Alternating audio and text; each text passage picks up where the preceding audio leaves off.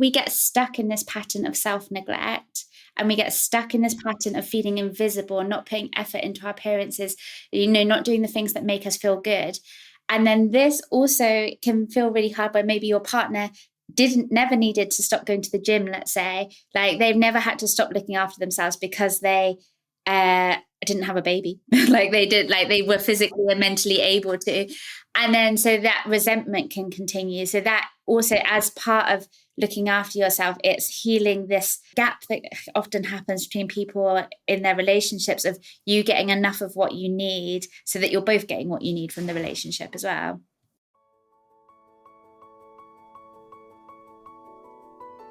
Getting pregnant and giving birth are two of the most exciting things you can ever hope to experience in this life. The moment you think you could be pregnant, you're frantically searching for all the best information, which is why you're here today. I'm Stephanie King, and with my many years of experience as a professional childbirth educator, doula, and lover of all things pregnancy, birth, and postpartum, I'm here to make preparing for your birth enjoyable, empowering, and totally easy. Each week, I'll cover different topics, interview professionals, and get into the nitty-gritty birth stories from mamas just like you. And when you're ready for more, you can join me in the My Essential Birth course at myessentialbirth.com, where I take you step by step through exactly how to prepare your mind, body, spirit, and partner for a birth you love. So let's get started.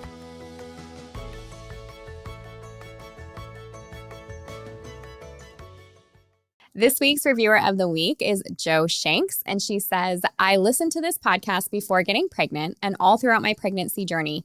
At my 36-week appointment, things changed very fast for me. I went from one slightly elevated blood pressure reading at 35 weeks to my midwife telling me I most likely would be induced the next day at my 36-week appointment. I credit this podcast with all the knowledge I walked into that induction with. I was able to consent to certain procedures with confidence and deny others. I was indeed induced the next day, and less than 48 hours later, our daughter arrived. I did the daily exercises and truly believe that flipped our girl and got her in the optimal position. Next, baby, I am not procrastinating and will be taking the course. Thank you, Jo, for your awesome review. And I'm so excited for you guys listening today because I have with me Sophie Harris. So Sophie Harris is a pregnancy and postpartum psychotherapist and founder of Looking After Mom. Sophie has worked with hundreds of moms to manage feelings of overwhelm, anxiety, and low mood to feel confident and content in motherhood. She's passionate about supporting new moms through the complexity of early motherhood, and this includes both the beautiful moments and the difficult and painful times too. So with that, Sophie, thank you so much for being here today. I feel like you are going to be a wealth of information, and I know the conversation is so important because this is the kind of feedback we're getting right now. So will you say hi to everybody? Maybe just take a moment, tell us about your home and family life, a little about you, and then let's dive into the interview. So really nice to be here, and thank you for a lovely introduction. So I have been working as a postpartum therapist, pregnancy and postpartum therapist, since my daughter was born. I started my business pretty much the same time she was born, and so that has really been in parallel with motherhood. My family life. So I live with my daughter, and me and her dad have separated a couple of years ago now. And so I've been through a lot personally, and I have also been through, I've helped a lot of people whilst going through a lot myself. And I've had my fair share of mental health struggles along the way as well. And I'm just really passionate in my message about, for new mums, I think we often ignore the difficult moments. It's either you love motherhood and you just find joy in every moment, or you've got postnatal depression. There's not much in between of the complexity of how it's the biggest adjustment we'll ever make, probably. And of course, there's going to be really difficult moments too. So that's one of the main messages I like to give out.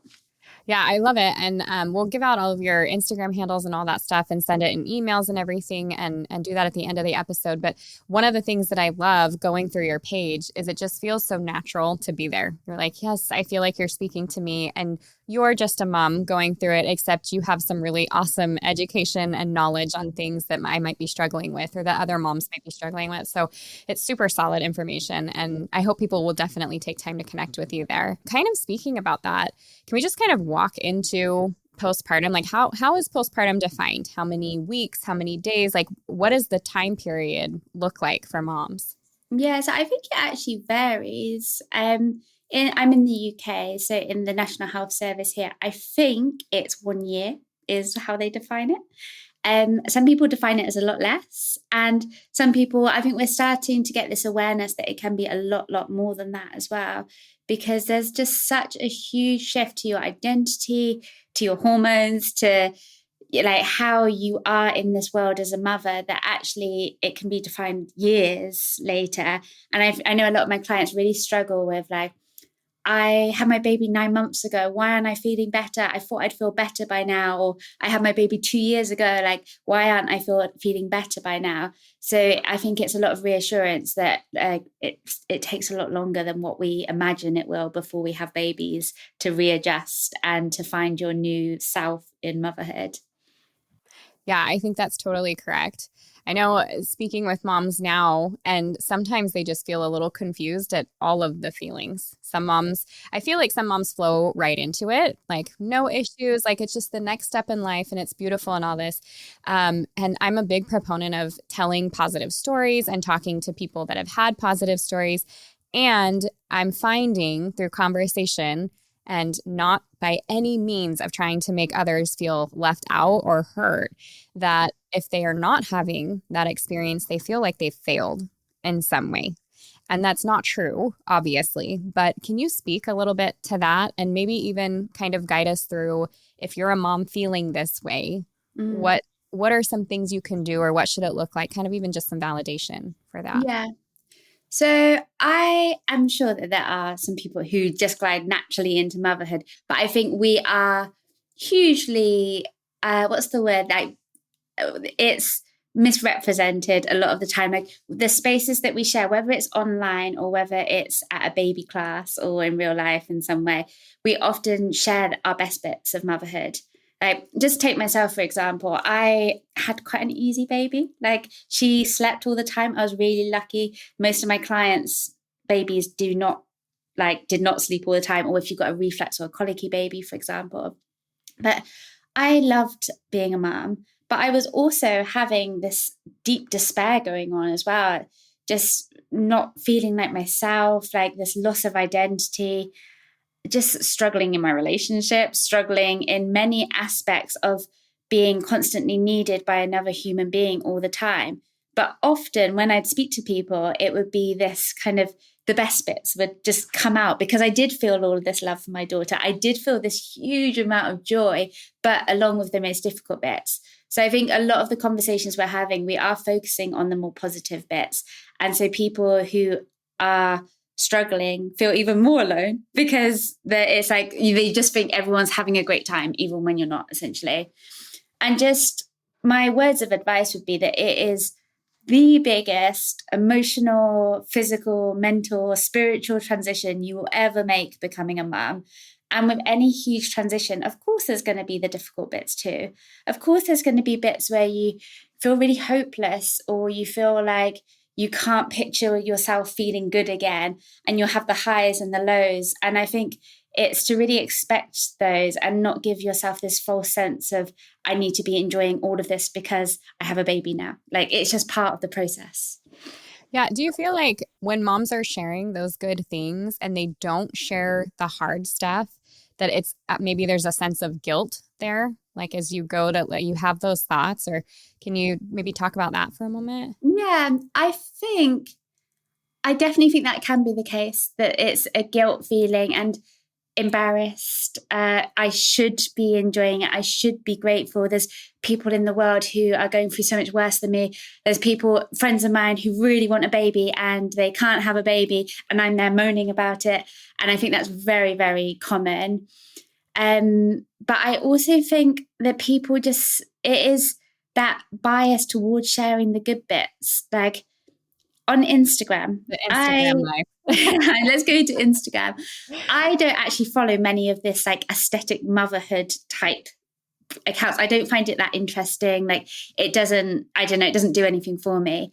But every so often I'll like click on something. I'm like, oh, like this is what people are talking about. This is what people are seeing. And, you know, like the perfectly color coordinated and like 8 weeks of loving you, all of this stuff. Like, and it's all true, like, because they're not lying. They're not like making up that they're having a lovely time, but they're just showing their best bits. It's like, it sounds almost cliche to say now, like, 'cause we know Instagram are people's best bits. But I think when you're feeling vulnerable yourself, like you are comparing your real and complex experience to someone else's best bits. And it's obviously going to make you feel rubbish. And it's just not true. Yeah, when you have women that you're working with and they're coming to you and these are the feelings that they're having, well, okay, first of all, how do women find you? How do women, because I mean, I'm so glad we're having this conversation because if women haven't heard of any kind of postpartum therapist before, then great, they're hearing it here. But how do women find you? How do they know to reach out to someone? Because I think part of the problem is they don't know who to talk to, or they talk to the wrong people and they get bad feedback, or they're invalid. They're not validated. So how do people find you? And then how do you walk them through that? Yeah. So I think so people find me via my Instagram account, basically. And when I first started my business, it was much more like bits from Google, bits from Instagram, bits from like Birth Trauma Association, like these kind of places. But as my account's grown, it's just all Instagram. Awesome. And I get a lot of feedback from people who go on my page like, oh my God, I thought I was the only one. Thank you so much. This is, it's made me feel so much better, because I think a lot of the experience is just realizing you're not the only one. But like everyone thinks they're the only one, but they're not the only one who's struggling. And to see it written in words, and most of my post ideas just come when I'm in therapy session with someone and they say something that I've heard a million times before. And then I'm like, oh, okay, write that as a post later. And because it's just so normal. It's just a normal human experience, but the bits we don't talk about so often. And with clients, how do I walk them through it?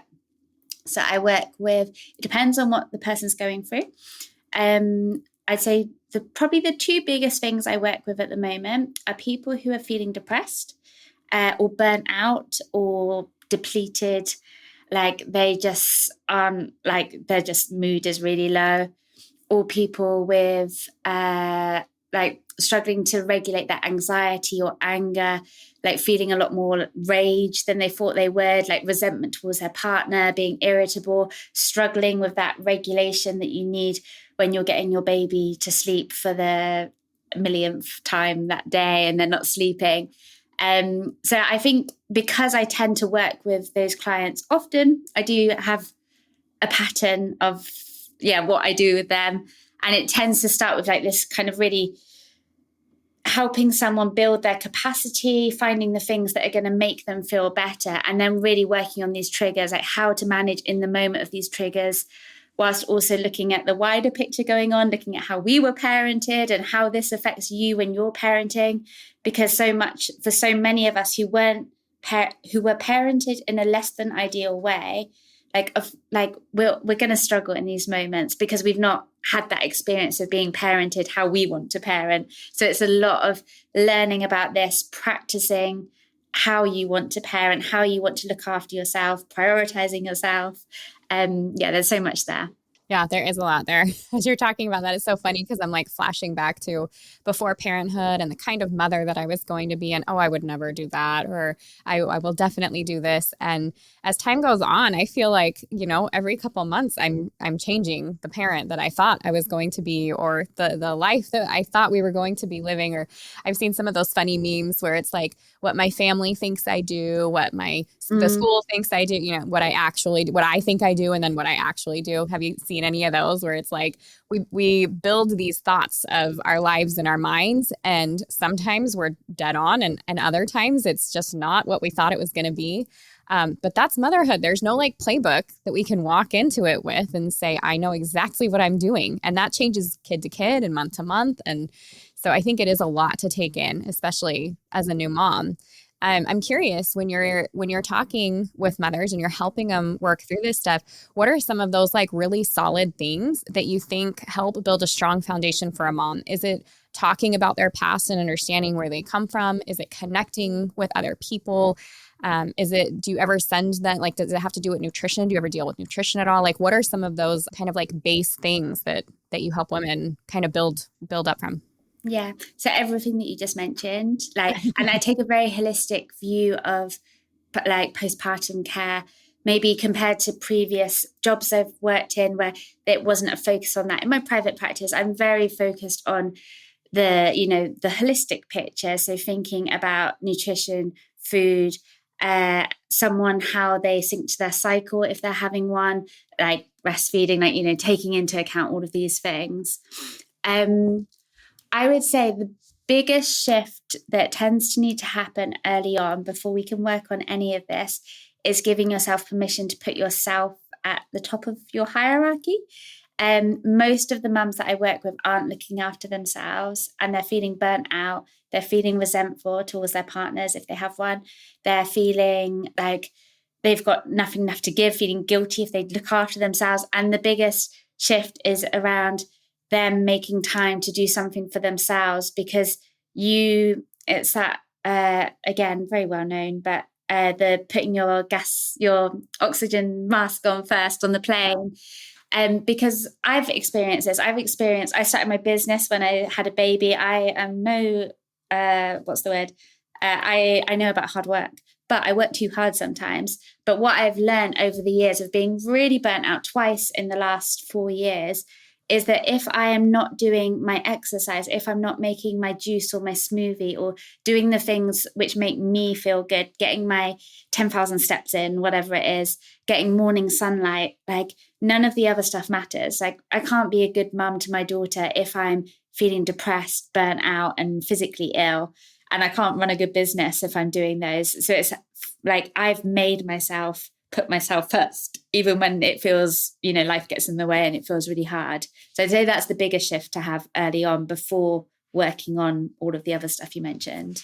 Yeah, I think that's really important, because when we come home with our new babies, even if we have that intention that we're going to try to do that, it's so overwhelming. And it's like, we're just keeping baby alive at all times, that it is hard to kind of pull back and say, actually, I need a 20-minute shower alone without a crying baby, but it can do wonders when we kind of take that moment for ourselves. Sorry, carry on. Oh, no, go ahead. I was just going to say, I think because in the newborn stage, there's a very real, like, there's no time, man. Like, it's so hard. And then we get stuck in this pattern of self-neglect, and we get stuck in this pattern of feeling invisible, not putting effort into our appearances, not doing the things that make us feel good. And then this also can feel really hard when maybe your partner never needed to stop going to the gym, let's say. Like they've never had to stop looking after themselves because they didn't have a baby. Like they were physically and mentally able to. And then so that resentment can continue. So that also, as part of looking after yourself, it's healing this gap that often happens between people in their relationships, of you getting enough of what you need so that you're both getting what you need from the relationship as well. I love that. What can women do? Just as you're talking about this, I'm like, I want to know if there's something women can do and with their partner, like prior to having the baby and actually being in postpartum, how do you help them prep for that? And how do you include the partner with, hey, if you notice these things, these are signs of, how do we teach them to work together? Yeah. So I am going to say, like, give advice for everyone, not just people who are feeling acutely depressed. But I would say don't predict how you'll feel too much before having the baby, because you just don't know yet. Like it's so like life altering and in a beautiful way, in my opinion. But maybe we might minimize our needs. Like I work with clients all the time who like maybe they, before having their baby, they're like, oh yeah, I'll still want to travel with work. Like there'll be X months by then or whatever. And then it comes to the time and they're like, hell no, I do not want to work, because it's just, or whatever version that is. We might think I've always been so independent before, I'll just be so independent with the baby. But actually there's so much shifting that goes on in that moment and like after having a baby. So just trying to not minimize your needs. I guess that's point one. And to never expect your partner to understand what you're going through. Like they will never understand, however empathetic and kind and loving they are. They will never understand what it's like to give birth. They'll never understand the experience of being pregnant and how it felt to grow a baby in you. Like they'll never understand that postpartum experience. And so I think a lot of relationships can get trapped in trying to make the other person understand how hard it is often, or like how much you've been through. But it's just, a lot of that's not possible. So really trying to get good at focusing on what you need from your partner. Like what do you need from them? And really explicit, like I need a hug when I'm feeling like, when I say this, I don't need you to try and fix it. I just want a hug and some reassurance. Or I need 2 hours to myself each week or each day, like to make sure that I have enough time to look after myself. And I think sometimes as women, we can get trapped thinking our partner should just know, because we would just know because we're more emotionally intelligent. That's a massive generalization. But but don't expect your partner to know. Like we need to spell things out, and we don't need to feel resentful about that, because we just operate differently. So really getting good at saying what your needs are.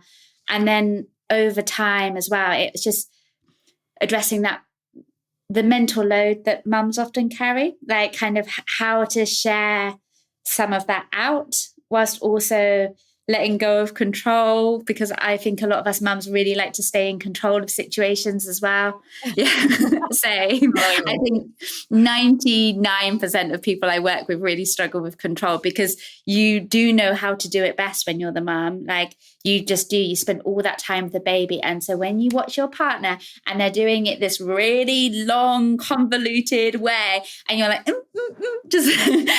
and it's that part of you that needs to learn to stand back in those situations and give your partner space to do it in their long, convoluted way, because otherwise they'll never learn. They'll feel annoyed with you for not letting them have that space. And you will, in the long term, feel annoyed with them for carrying so much mental load and not being able to do enough. Yeah, I think you brought up a really good point, understanding that even in their very best trying, they're just never going to be able to understand, which makes me feel like we need experienced, loving women around us as a community more than ever. Because having those conversations with your husband, telling him you need the hug or whatever, that's great. That's what he can provide. But you need somebody that you can relate to and hear stories from, and kind of like wisdom and generational information, so that you can like move forward as a mom. I feel like that is so important. And so and probably why what you do is so important. And the fact that you are a mom and you've been there and you can relate. It's the same with like having a doula in your space, right? Like she's somebody who's given birth before, and that's how I felt. So when she told me like, I'm doing great and you're doing fine, you're safe, I'm like, okay. But if my husband would have said the same thing, I'd be like, you don't know. Exactly. And it takes the right person, and often a woman, to say it. And because women have a unique way of connecting with other women that men don't have in the same way, because we're just built slightly differently when it comes to that. And so I always remind my clients of this all the time. Like everyone thinks, why am I failing? I'm struggling. Why am I finding this so hard? But we were never meant to do this alone. In many cultures, it is crazy that we bring kids up the way we do. And I always think, like my mother-in-law, who I love dearly, she's from Zambia originally. And she would always tell me before she came to England, she was like, she had 4 children herself. And she'd be like, why do all these white people just have like 1 or 2 children? What's wrong with them? And she was like, and then she came to England. She was like, oh, this is why. Like, because it's so much harder, because you don't have all of your family, your sisters. You don't have an endless supply of adults to look after your kids for a few hours, like whilst you go to the hair salon or do stuff or like go to work, do things that we would not having, like most people don't have in our society. And that is why it's hard for us, because we don't have this like wider network that we really would benefit from. Yeah. Will you talk a little bit about the immediate postpartum and kind of those first few weeks? What are some signs? What are some things that are normal? Walk mom through a normal postpartum experience, even where you have some feelings, because I feel like we need to normalize the fact that becoming a mom is just hard sometimes. But then also, what are those things that women need to be looking for when it's time to get a little extra help or reach out to somebody? Yeah, good question. And I think versions of this get answered all the time, because we're all asking ourselves, do you have postnatal depression? Do I have postnatal depression? And it's like, that's such a commonly asked question. And my answer will vary, like compared to someone else's, just to say that. But I would say totally normal to feel ups and downs and big ups and downs and crying and not feeling like yourself and looking at your body and being like, what the hell have I done? And like with the absolute joy. I remember in my early postpartum stages being so in love with my daughter from early on. Many people don't feel that love straight away. It takes a lot longer to grow. But I was so in love and I'd be like, I want 10 children. This is the best thing ever. And then an hour later, I'd be like, maybe this was all a mistake. I don't think I should have had a child. Like this, like what have I done? And then it was just such an emotional roller coaster in those early days. And I think that's all really normal. And we don't need to be enjoying every second. Like it is just, yeah, you need a lot of comfort and support as you go through that. It is also very, very normal to have an increase in anxiety, especially if you're a first-time mom, because you're looking after a new human being. Like, of course, you're going to feel more anxious. Of course, you're going to feel anxious as you're learning to care for this new human being. But I'd say the times when it could be worth getting support, although you could get support at any of those times too, it would be that maybe if your low mood or anxiety was causing you a lot of distress, like maybe you weren't able to function or do the things that you wanted to be able to do, maybe you're feeling consistently awful and really struggling to bond with your baby, feeling really hopeless, disconnected. Maybe, let's say the anxiety, maybe it's getting worse rather than getting better. Like it's not getting any better, because with the anxiety, you would expect maybe after a few weeks or months, as you get used to having your little human being with you and you learn that they can sleep all night and you don't need to check their breathing every so often, like that's kind of quite a natural process. But maybe you can't stop. Maybe you've like glued to all these monitors and all this stuff that's on sale now, and like all of this, yeah, it's just meaning that you aren't able to function enough. And maybe you just need even another woman or a therapist just to give you that gentle nudge of practicing to reduce some of that anxiety. Yeah, I think all of that's really good information. It's good. It's refreshing, I think, for moms to hear that motherhood isn't easy and it's okay. And that's actually normal for a time. You know, we can take it down the road and go a little too far or have some more struggles, but dang it, motherhood is hard. And I think it's okay to say that. It's hard and it's beautiful, isn't it? Like Yes. I think the best things in life, like if they're so beautiful and so meaningful, they're also generally really hard. Like there's not many things you do which is just beautiful without the really hard bits. And so I think it's like really holding that in equal measures. I love the way you said that. I totally agree. We did have a couple of questions that I thought were super solid that came in from Instagram. And I know that these are questions that moms across the board have. So I'd like to ask a few of those. The first one is, how can I set boundaries postpartum? And what are some examples of boundaries that could be helpful for me to set? I'm actually writing a workshop about this at the moment, like people pleasing and boundary setting, because this is something that so many of us struggle with. And so I'm not quite sure from the question whether she's referring it to her partner or family members, but I'll just touch on both of those.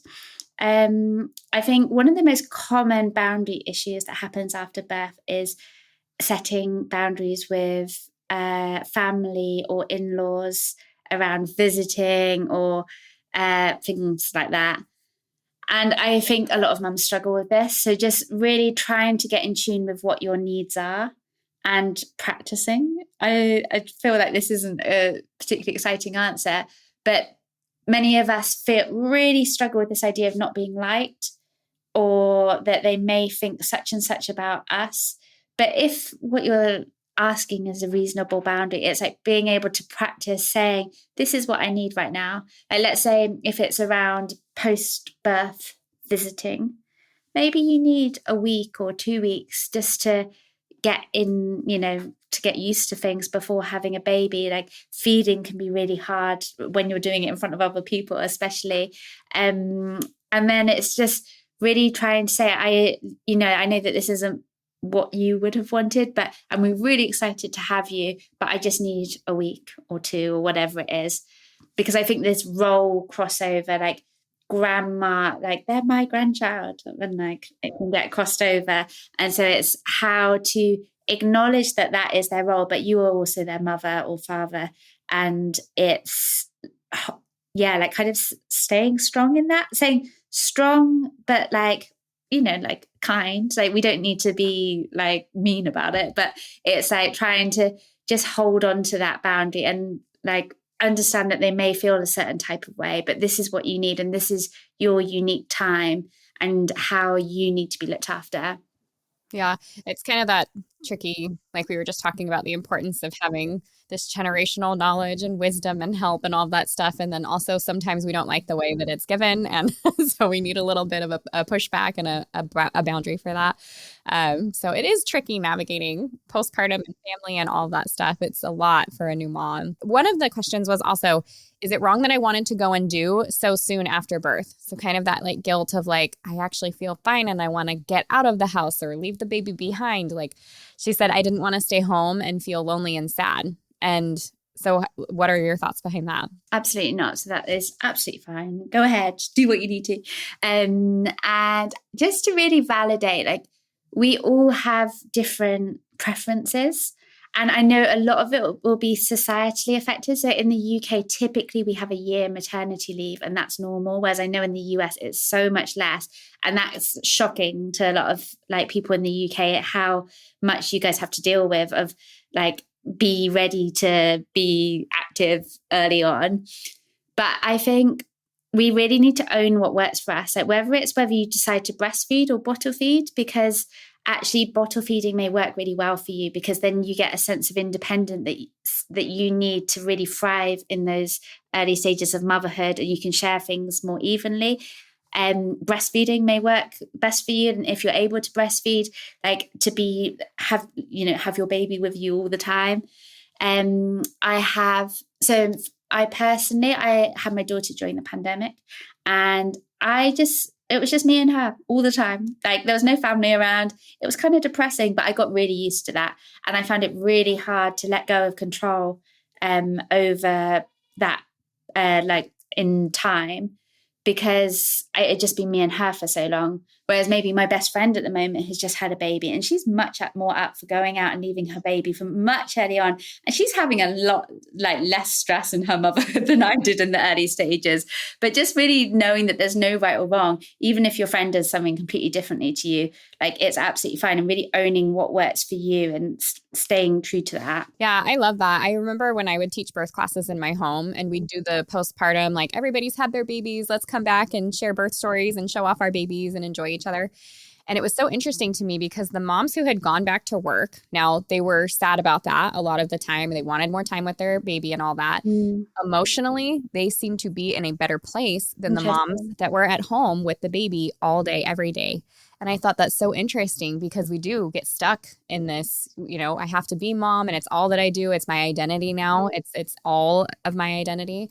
But I thought that was fascinating because the moms that were getting up and getting out and going and doing, even if they had a desire to be more with their baby, were more emotionally stable afterwards, which I thought was so interesting. And yeah. I think maybe like at least part of it is that what we've spoken about with societal norms, like, we're not meant to be raising a baby alone all day. Like, that's so unnatural, isn't it? Whereas maybe if we had a collective of people who we trust and we could just sit on our sofas next to each other and not have to talk, like, it would be a very different experience for those mums who are at home. But most of us don't have that.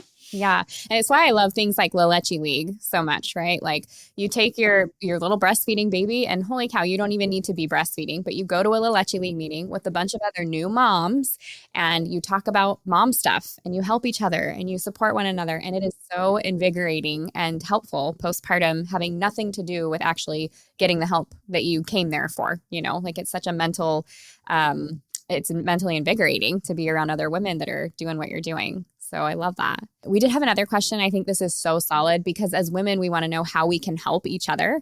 And she asked, how can I help my friend who is struggling postpartum when I did not personally experience postpartum depression or postpartum anxiety? So I always love questions when people say, how can I help my friend? I just think that's really nice. And I think, what is it? Probably listening and not too much advice giving unless asked. Yeah, I think that is really listening, validating. And I expect this person, if they're asking this question, they wouldn't be doing this anyway. But for me, it was easy when this happened. I don't think they would be doing that anyway. But making comparisons that could in any way make that person feel like it was because of them that they're not doing good enough. But just really recognizing the truth that all babies are different, all experiences are different. All of our backgrounds are different. Someone who has had a lot of childhood trauma themselves is likely to struggle a lot more in postpartum than someone who had a very a different kind of upbringing. And just lots of validation, being there for them, asking what they need, maybe taking food over, kind of doing those practical things as well. And then I think it is just listening. I would say there is a practical approach of how you can help them to feel better. Maybe if they're feeling anxious about going to such and such a place, you could offer to go with them. I think that's a real extending of love, but it's not crossing over into that unwanted advice. I think sometimes that happens, isn't it, where we want to fix things and make it better. And it's really being led by your friend and just trying to have as much patience as possible with them. I love that. Before we jump off here, and I want you to talk about, you guys, you are so generous and you have a free download for all of our listeners today that is going to help them along their journey. So I want you to talk about that. But before we dive into that, is there any kind of last words of encouragement or what do you want to say to every postpartum mom as she's moving through that journey? So my words of encouragement are that you are doing a lot better than what you think you are. You really are. And that the difficult times are completely normal, that you will feel better again. I went through many times where I questioned whether I'll ever feel better again.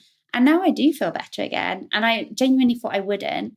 And life feels sweeter when you've been through a lot because for me, I really appreciate all of the little things that I never really appreciated before because I've had that adversity. I've gone through those difficult times. So just really know that although it feels like you won't feel better, you actually will. You just can't imagine it because you've got a baby now and life looks completely different.